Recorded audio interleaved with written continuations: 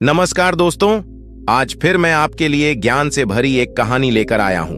ये कहानी है गौतम बुद्ध और एक दुखी भिखारी के बीच की बुद्ध मॉरल स्टोरी, जिससे जीवन का बहुत अच्छा ज्ञान मिलता है। एक बार महात्मा बुद्ध एक गांव में अपने शिष्यों सहित घने पेड़ की छांव के नीचे बैठ थे। आसपास के गांवों से बहुत से लोग अपनी मानसिक समस्याएं लेकर महात्मा बुद्ध के पास आ रहे थे। महात्मा बुद्ध उन सब की मानसिक परेशानियों का समाधान देते। सब लोग खुशी खुशी अपनी समस्याओं का समाधान पाकर वहां से लौट रहे थे।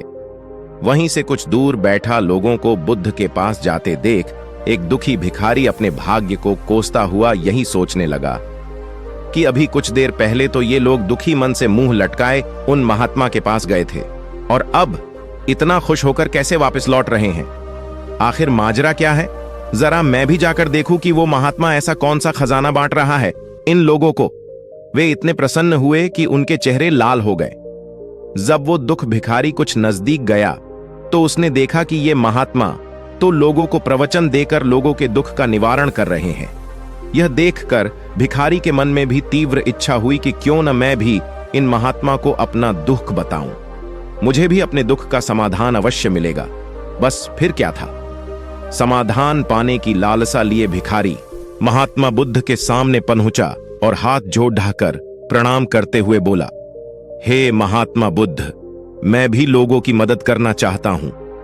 मुझे लोगों की मदद करने की बहुत इच्छा है, लेकिन मैं कैसे मदद कर सकता हूं?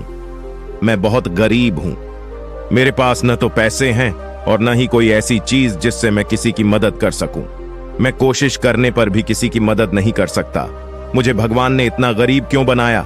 हे महात्मा, मुझ पर कुछ कृपा करो। इतना बोलते हुए भिखारी रोने लगा। महात्मा बुद्ध बोले, आप बहुत अज्ञानी हैं, क्योंकि आप अभी तक इस भ्रम में जी रहे हो कि तुम्हारे पास कुछ नहीं, जबकि दूसरों को कुछ देने के लिए तुम्हारे पास बहुत कुछ है। तुम बिना धन और वस्तु के भी दूसरों की मदद कर सकते हो। तुम्हारे पास जुबान है, जिससे तुम मीठे शब्द बोलकर किसी के दुख की चेहरे पर मुस्कान ला सकते हो।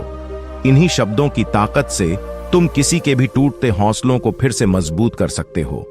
इन शब्दों की शक्ति से आप किसी के भी मन में सकारात्मक विचारधारा के बीज बो सकते हैं और उसे गलत रास्ते पर जाने से रोक सकते हैं।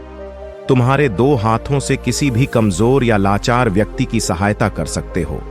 आपके दो आंखें किसी अंधे को रास्ता दिखा सकते हैं। तुम किसी के लिए दुआ कर सकते हो। यह हो सकता है कि उनके बुरे काम फिर से हो जाएं। आप किसी के अच्छे स्वास्थ्य की कामना कर सकते हैं, लेकिन अज्ञानतावश तुम अब तक इस बात को समझ नहीं पाए और इस भ्रम में अब तक जीते रहे कि तुम्हारे पास मदद करने के लिए कुछ नहीं। किसी की मदद करने के लिए धन और वस्तु का होना अनिवार्य नहीं है। बिना धन और वस्तु के भी हम कई प्रकार से लोगों की मदद कर सकते हैं। महात्मा बुद्ध के ज्ञान से भरे ये सुंदर शब्द सुनकर भिखारी के चेहरे पर मुस्कान आ गई और वह खुशी से झूमता हुआ वहां से चला गया। इस बुद्ध मॉरल स्टोरी से हमने क्या सीखा? दोस्तों, महात्मा बुद्ध की इन बातों से बहुत कुछ सीखा गया। आजकल बहुत से लोग यह सोचकर दुखी होते हैं कि मेरे पास ये नहीं है, बल्कि जो आपके पास है उसी में संतुष्ट रहना सीखें और बिना मतलब के लोगों की मदद करें। इन्हीं से आपको परम सुख की प्राप्ति होगी। तो दोस्तों, ये बुद्ध मॉरल स्टोरी आपको कैसी लगी जरूर बताना।